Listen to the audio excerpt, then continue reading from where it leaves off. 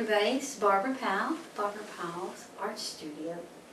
Listen, I'm going to take you today on doing mountains, and the last tape I showed you what some of these little brushes and things can do, and I didn't actually do a video with the palette knife. I want to show you how we can do a mountain, very top of a mountain, with using nothing but either a number 6 or number 3 palette knife. I will go use this large one. Now, for a mountain, we have to have a dark base because in order to show you light, we've got to make a dark base. So I'm going to pull some black and some blue, and I'm going to mix these colors together, and I can even put some brown in it. Now, this mountain we will have snow on it, so it'll show up. So you notice I'm mixing this just with my palette knife, mix 2 or 3 colors together, and then I can wipe my knife off like this. And I'm just going to get a roll of paint just by sliding it there, and so I've got some paint right on the tip of this knife. So, this mountain is going to be started out with a peak here, and maybe come up here a little bit, and all I'm doing is sliding that color down. You notice I'm not pulling it really far, but I'm finding I can take some of this here, make this more of a peak. What you want to do in mountains, when I first started mountains, I did a whole row of mountains. It kind of looked like a teepee. One thing about mountains, to make it really look natural, if you make one side of the mountain a certain length, make the other side a little bit shorter. And that way you're always going to have a mountain that's more believable, and it won't look such like a teepee. And so I'm going to go ahead, and you notice this is a little bit shorter than this side. And I can go down and just fade it out like this. Now, I'm going to scrape a lot of this off here, because the whole idea to make a mountain is not to have a really thick coverage on the first base. I'm going to put this back, and I will pick up a paper towel. Always try to clean this knife off before you lay it down, because you'll get everything with that brown on it. So now I'm going to take a 1-inch brush, and I'm going to actually pull down the way I want this mountain to face.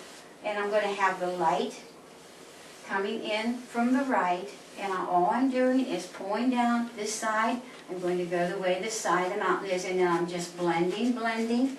Have a paper towel in your hand and kind of take the excess paint that you pick up, and I'm just going to excess until I get this kind of misty at the bottom. And that blue that we put in the last tape is going to be our water. And so I'm just kind of shaping this, and with the tip of this, bringing this down, and I can just feather it out like this. Now, I have a very thin coat on here now, because I don't really, thick paint does not stick on thick paint. So now, if I take a lot of this off and not leave it really thick, I can actually glide paint over this, and it will stick to it. So now, I want to show you, there's several ways you can do a mountain. It doesn't have to always be with a knife, and we'll get into that further. I'm going to take this knife again, and I'm going to take pure titanium white, which is very stiff. Now, when you do wet on wet, you kind of need, you notice how I can hold this palette up and it doesn't run down. This is the only running paint I have, and that happens to be titanium white medium, which has a lot of linseed oil and stuff, makes it very soft. But it is titanium white, but we can't use that, it's too wet. I can come here, pull up a little roll of paint on my knife, like that. And I can actually, if the light is coming from the right, I can actually put paint, have this here, and pull down very lightly on it, let it try to break. What I'm trying to do is, see all these little holes and things I'm getting in it? Do you see how I pick up blue paint? You do want to wipe that off every time. I'm going to take a little bit more and slide my knife up. Now you can see I just have a little roll of paint right there. And I'm going to come up and do this peak.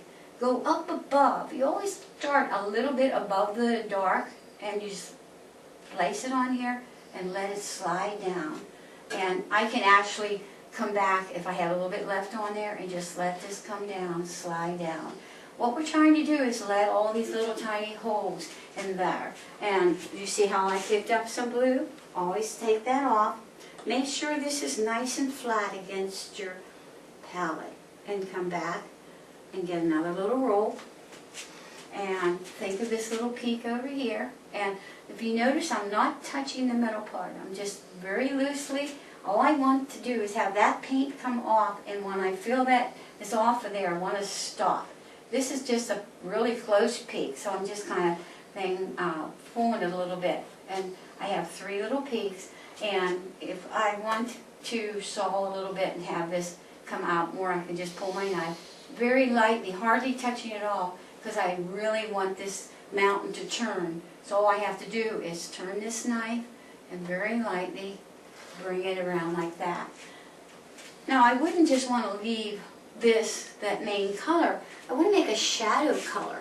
So to make the shadow color, I'm going to smooth this white, and this is so nice about these palette knives, and slide this here.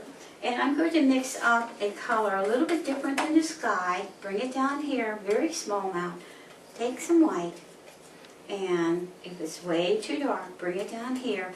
I want a blue shadow. And it's sort of a little bit different than the sky. So I'm just going to come up here, take a little tiny bit, and now this is, you go the way the mountain range is pointing. So now do you notice I'm pulling my knife this way? I'm not coming down the same way. So I'm trying to just get the shadow over here. Now if you do a little bit of blue on that side, you can just take this little knife and see how I can just take it right off. That's why this knife is so versatile. So you see I'm picking up some more blue, and of course I'm going to come down here and I'm going to kind of just let that come off. And I'm not putting any weight or pressure on this metal part. All I want is to take the paint off. I don't want it to feel the knife bend or anything. So I'm just kind of getting a little tiny ridge right here. And I can come back if I need to and just darken this a little bit. So this gives you an idea of how you can do a knife, the really nice mountain with the palette knife. But you also you have the bristle brush, and for a lot of people that is not really comfortable using a knife, I can go ahead and take my dark color here. Maybe I want to put a range in front of this one. I can come over, want maybe a little hill type of smaller mountain, and I can put this on like this, just kind of slide this around. And I don't want this peak and this peak to be the same, so I will come up a little bit with that. And remember I told you, never make these sides absolutely both even like this. I would not come down like this. So I would just have this shorter, this longer, and then I would just kind of slide this around. And a lot of people feel more comfortable using a smaller brush, which is nothing wrong with doing that. Then come back and pull down with that brush, just like we did the other one. We're just going to pull down into that, and I'm going to just make this maybe a heel in front. Now remember, painting's all against light against dark. So now I put a darker mountain in front of that, and I'm just going to use this as maybe the front heels, smaller heels in front of that mountain. And to get that, if you want, now I wouldn't want to put a lot of snow there. You can go ahead and mix up a little bit of, you can take some lighter yellow, go into here, take some white, and maybe this mountain, it has a little bit more greenery in it. And you see how I'm marbleizing some color? I can take this, instead of just having snow all the time, and I can just pull down some darker color on this mountain. Same way. I'm out of paint, so you pick up more paint like that, and we're just going to slide, and we're going to make this maybe the mountains in front, and I can pull down now with my brush. I can pull down a little bit and I can tap here. So I want these to be, oh, maybe some hills in the front that maybe you're going to have some trees in front of it. So I don't want to put a lot of paint right here. I might just tap it like this, because now if I want to take this brush and go into some dark green and that, maybe I want to get some pine trees right up here. So I can just, and these are far away, so I don't want you to go and put a lot of detail. Because if I put detail real close or far away, I need to have them that they're not really a lot of detail in them. So I can make these just by tapping this bristle brush like this all the way on the mountain range. I can even put some over here, maybe going up the hill. And then I can take, remember I used this little brush here, I can take and kind of pound the bottom of them and kind of get kind of misty and just pull up, and now if I'm putting anything in the foreground, these are going to look like they're way back behind. And just adding a little water line with this brush, which would be, this is where I would use this kind of liquid white. And you can just pull a little line like that.